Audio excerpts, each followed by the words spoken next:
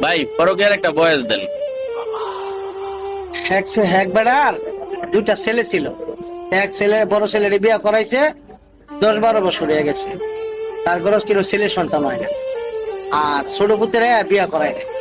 মানে ছোট পুত্রে বাবির প্রতি খুব ক্রাশ আছে।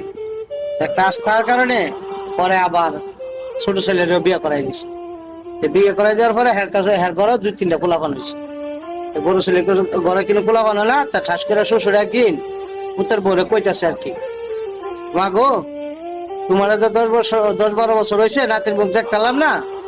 আমি শুনছি ওই যে বরতলা আপনার এক ধর্মের বাবা বয় সেখান থেকে পানি পড়া, আর হেবারের কথা মতো চললে বলে মানুষের ছেলে সন্তান হয় যদি যাইতা হয় চাপ বাজাম।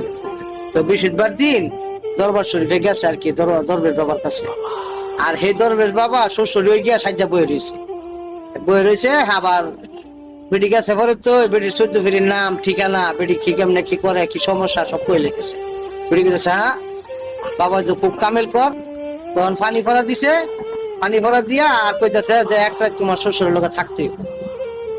তা থাকতে হইব, আচ্ছা বাইতে পরে বেটির জামাইরা কইতেছে দরবেশ বাবার